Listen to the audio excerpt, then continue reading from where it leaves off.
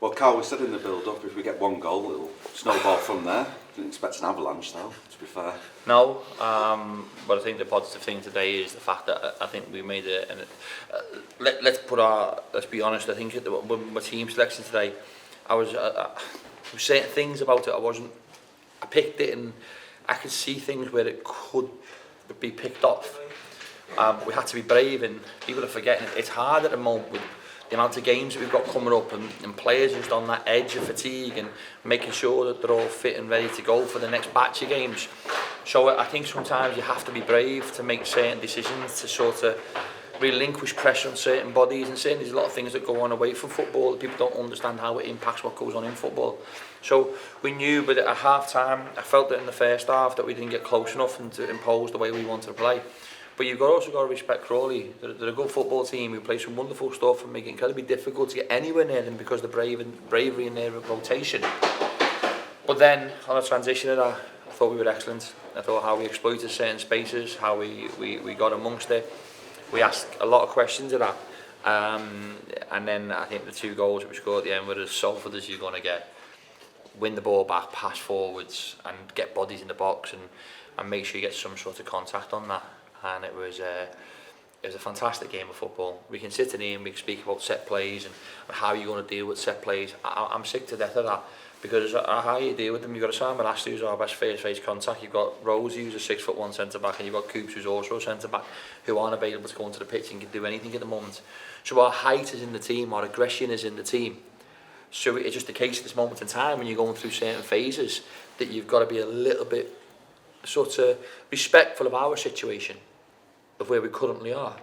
But what we certainly do, what we lack in height, we gain in heart, and we gain in pace, and we gain in excitement, and we gain in enthusiasm. And all of the ways that in some ways that the ruthlessness, the industriousness of our style is immersed within what Salford's all about.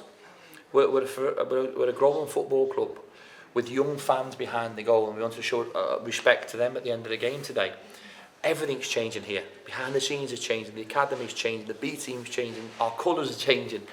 We've got to connect with the people as well. I think if you play the way we did today, yeah, we'll be exposed in certain games, but don't think in them games we'll play exactly the same way. We'll have certain things that will be different. But I'm really, really pleased. Listen, we've won. I've been coming to you over recent weeks saying we were brilliant and couldn't score. But today, we weren't maybe as good, but we scored 4 goals, and at the end of the day, that's what it's about.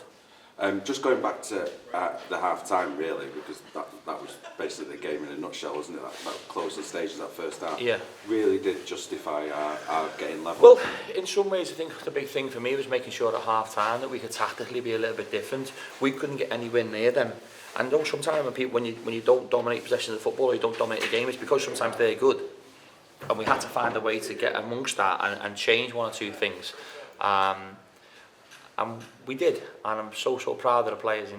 And Callum to score the goal in the way he did. And everyone knows the relationship I have with him. He's a tremendous young man who's got so much heart and desire. And I'm so happy for him to get that goal. He deserves it.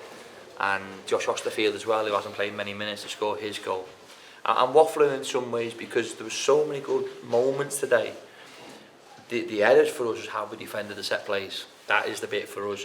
We know that, and we work on that. We really do, and there's a lot more to come from us. There's so many things we could talk about. I mean, something that might get lost in the wash is Matty Young making a penalty save in the early stages of the second half. I've totally forgotten about that. Well, another penalty that wasn't a penalty. No, it's a controversial one, certainly. Well, yeah, but then Callum goes down in a very similar type of contact in their area that he never got the right outcome of that either. So, but we can sit here, listen, what a great win. Now we've got a cup game on Tuesday, we've got the FA Cup, we've got the eyes of the world on Salford. I want to make a point, and it's important our media team get this as well.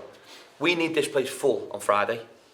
We've got to show that the cameras of the world will be on Salford. Yeah, we're playing against a team in the league above. We know they're going to be very good. We know we're going to have we're going to be challenged.